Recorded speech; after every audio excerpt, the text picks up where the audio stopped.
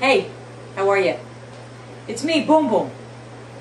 I know. You're here to see Marianne Boom Boom Maizano. Well, I'm that other side of Boom Boom that you don't quite see all the time. Well, you probably see her. She don't let me out a lot. You know what I'm saying? I pretty much give her all the ideas, and I tell her what to do. I tell her what to say. She never lets me get on stage, which is why I'm popping out here, because you know, I want a little exposure.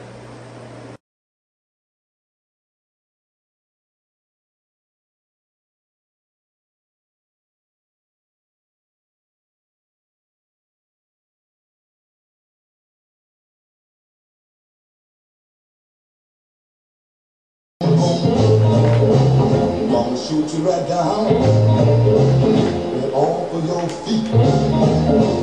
Take you home. Hey, what's up? Put you in my Got a little Boom Boom song going on for you today, aight? Great blues player though, gotta tell you, great blues player. Yeah. Okay guys, so, got some interesting things going on here today, okay? I gotta tell you. I'm screwed up here on my computer, so give me a minute. Okay. Not a lot happening in the news, alright? Kind of weird, no? I mean, I think because The View has been off for a while, I'm kind of used to these broads talking about all the drama du jour, you know? And it ain't happening. It just ain't happening. So the one thing that kind of caught my eye that I thought was really interesting was Al Gore's son. Poor Al. Okay, poor Al. Not only has he gained half of the state of Iowa around his stomach, but now his kid gets caught in a hybrid car, eco-friendly, doing 150 miles an hour. Now, this is excellent for hybrid cars, okay? Because I didn't think they could go that fast. So now we know. Okay, now we know what to do. Along with that, exceeding the miles, okay, he was found with marijuana and prescription drugs, okay? However, all of his clothes were made out of hemp. But, you know, because he's sticking with the program, because mom and dad won't let him out of the house. I'm thinking Tip is a little fucking twisted, right?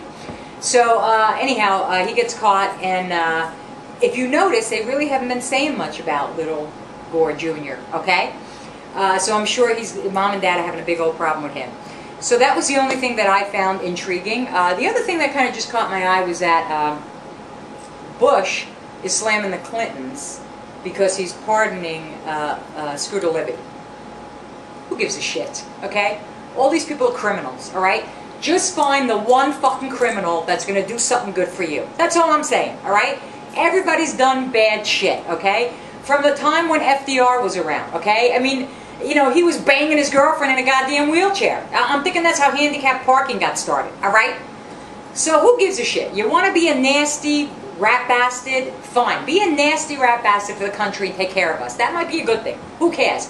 I didn't even give a shit about Bill. So he got a little head. You know what I'm saying? I don't care. He was satisfied. That's all that mattered to me, okay? Because you don't want somebody in the White House that is sexually frustrated. You just don't, alright? So that's all I have to comment on the political events du jour. With that said, I wanted to talk to you a little bit about my career as well. You know, I didn't always start out doing stand-up, and you know, I'm also a songwriter and a singer and a guitar player. And I didn't start out doing that. I actually started out as a hostess in an Italian restaurant. It was a little Italian joint in Howard Beach, Queens. It was called La Casa Nostra. Yeah, that's what it was. And it was wild, you know, little Italian plastic flowers and naked angels on the walls and shit, you know. And they had, you know, checkered tablecloths and stuff. And I was your hostess for the night. And it kind of went something like this. Good evening, and welcome to La Casa Nostra. Tonight's specials are lobster gambino, which is lobster served lying face down in a pool of butter.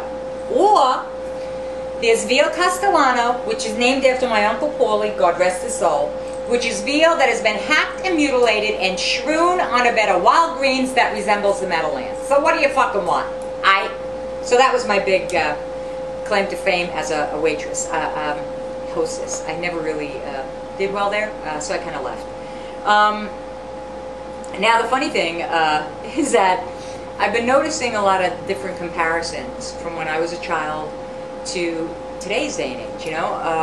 I had taken my little godchild to, my little goddaughter, to a park. She wanted to go to a park, a little park, you know, swings and shit, and a little teeter-totter and all that other shit. And I'm thinking, alright, cool. So we go, and it was so funny because you walked in, and there was like a little doorway made out of like wood and shit, and everything was color coordinated. There were rules. Now, we never had fucking rules in the playground growing up. We just didn't. Everything was color coordinated. All the toys and all the teeter-totters and the swings had like colored rubber bumpers on them. Because, you know, when these kids fall today, they bounce. The ground is even made out of like foam, okay? Color coordinated foam. When we went to a friggin' playground, it was gravel. It was a chain link fence with a bunch of friggin' swings, a fucking seesaw, and you know what? It was gravel. When we fell, we bled. When they fall, they bounce, okay? It was a big friggin' difference, all right?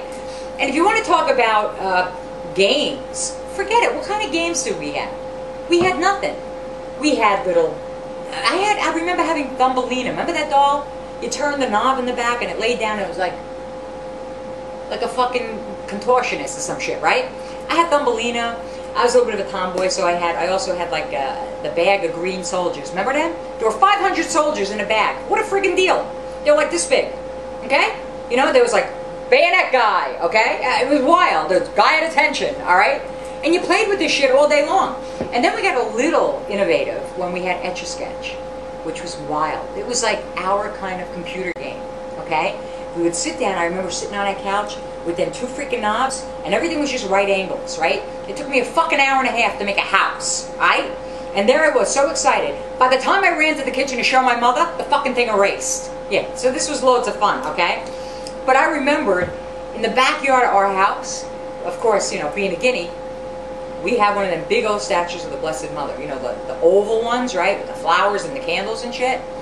So when me and my friends were really bored, we'd go under the porch and we would take out all the old lumber that my father had back there, and we would put it over the statue of the Blessed Mother, like on a slant. And actually we used plywood, okay? And we put it on a slant, and that was our slide, okay? So there we'd be, getting online, come on, I want to ride the Blessed Mother, come on, come on, come on. And my mother would yell ahead at the goddamn window and say, get off the Blessed Mother, you son of a bitches, that's why we can't have nice things. It was lovely, okay?